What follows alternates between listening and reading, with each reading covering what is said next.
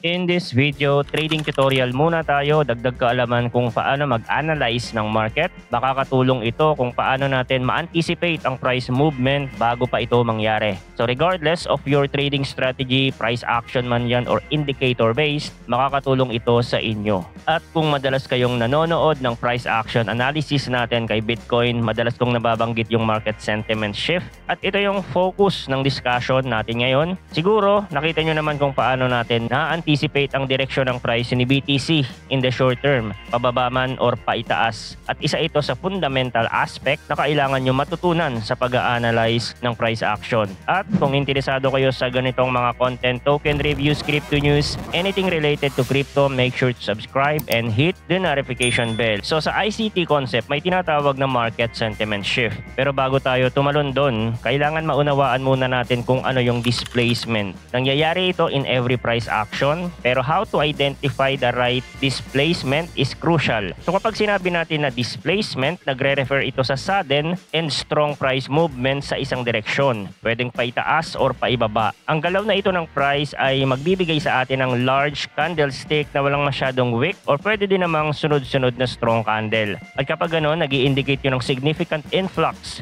of buying or selling. Pwedeng merong large institution or whale na naglalagay ng order na tinatawag sa ICT concept na smart money. Now, pumunta tayo sa chart and let's try to identify a displacement. Sabi ko nga, ang displacement ay laging nangyayari sa chart in any time frame. So dito sa example natin, nilagyan ko na ng mga horizontal line, yung mga swing high and swing low. Pwede din natin itong tawagin na previous high and previous low. In this example, nangyari ang displacement dito. Merong strong red candle at nag-iwan siya ng fair value gap dito sa taas. So kung hindi kayo pamilyar sa fair value gap, na-discuss ko na yan dito sa channel dati. I-check nyo na lang sa ating playlist of trading tutorial. In this case, nagkaroon ng displacement sa previous low. Nagtuloy-tuloy yung pagbaba niya, nag-bounce and then nag-drop. Kinuha niya lang yung liquidity sa gap natin dito, then back to sideway movement para i-displace ulit yung low natin dito. Kung mapapansin nyo, nagkaroon ulit ng strong red candle with a gap. Nag-bounce ulit siya ng konti and then another displacement. Pero hindi ganon kalakas. Pero successfully, nakapag-form ng another lower low. So kung mapapansin nyo, ang pina-follow ng price is a downtrend channel. Nag-bounce pa ulit siya dito and then drop again to form another low. That's still considered a displacement. Pero pansinin nyo, the level of displacement here, yung mga nauna ay mas malakas kesa dito. Bakit? Diyan papasok yung seller exhaustion at unti-unti na ding lumalakas yung mga buyers pero hindi magbibigay sa atin yun ng go signal to go long. Pero yung maliit na information na yon magbibigay sa atin ng insight na posibleng magbago na yung trend.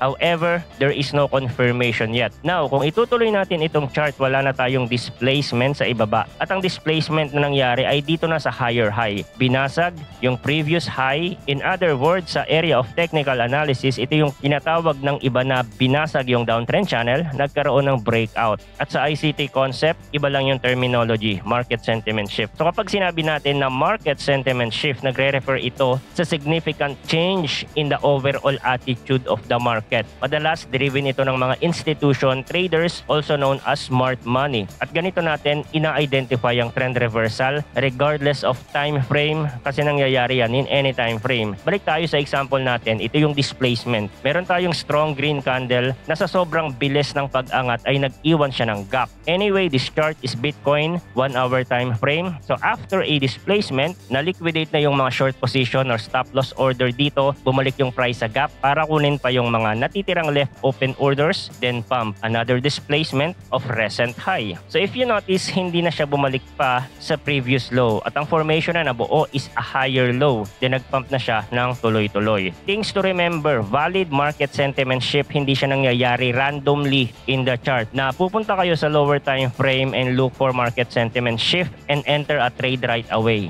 Kailangan din natin i-consider yung position ng higher time frame. Dapat align sa higher time frame kung saan tayo nagte-trade. Ginagawa natin ito para makakuha tayo ng high probability trade. Kasi imagine, sa daily time frame, nasa major resistance na pala yung price. Tapos sa lower time frame, nakita mo nagkaroon ng market sentiment shift, nag-long ka agad. Hindi mo tiningnan yung higher time frame, then kontra yon sa overall trend. If you remember sa discussion natin dati gamit ang Altcoin Pinoy Trading Dashboard, dapat mag-align yung higher time frame sa lower time frame. Kung bullish tayo sa higher time time frame, we will only look for long position sa lower time frame. At ganoon din kung bearish tayo sa higher time frame, ang hahanapin lang natin sa lower time frame ay short position. Pero sa ngayon, mag-focus lang muna tayo sa market sentiment shift. So dito sa example natin, downtrend naman. After a long uptrend nitong chart, this is Litecoin by the way for our time frame kasi ang technique na ito ay applicable naman in any asset. Much better nga lang for high liquidity coin. Pataas yung price, ang displacement ay nangyari sa mga previous high at nagbago yon dito.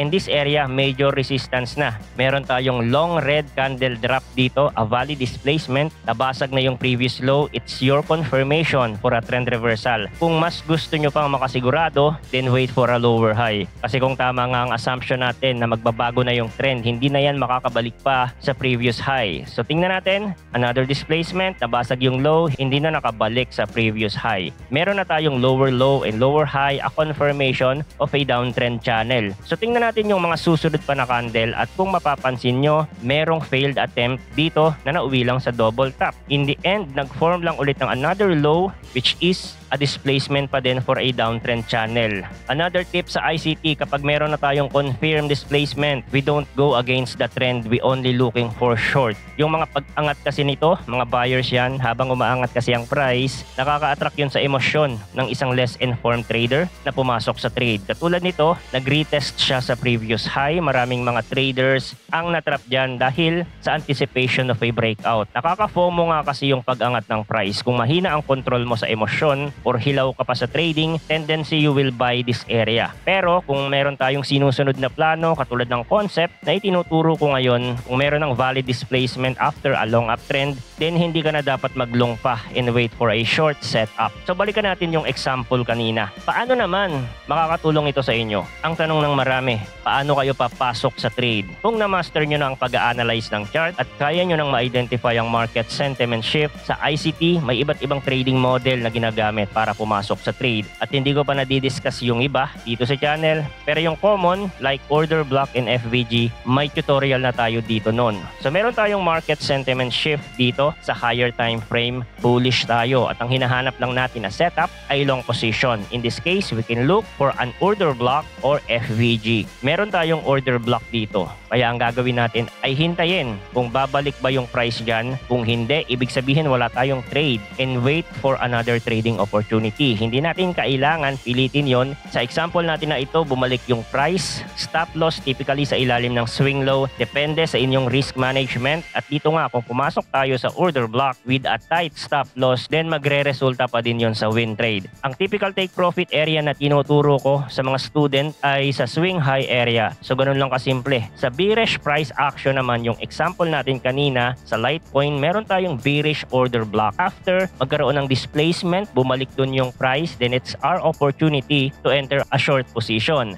Exit sa swing low, abang ulit ng short sa taas, meron bang opportunity? Bearish order block or turtle soup, pwedeng mag-short ulit. Stop loss kahit dito sa malayo, babaan nyo lang yung leverage, then take profit sa swing low ulit. Now, waiting game again. Meron pa bang opportunity to trade? Wala na. Then wag pilitin. No need to trade every day. Ganun lang kasimple. Although maraming kailangan i-discuss kasi malawak ang concept na ito, pero kung meron naman kayong sariling trading strategy, pwede nyo nang i-incorporate ang approach na ito to have a better understanding kung paano ba gumagalaw ang price. Kasi naniniwala ako, retail cannot move the market. Only the smart money. And by using this, we follow the smart money. So yun lang ang trading tutorial natin for today. Thanks for watching again. Good luck and see you on the next video.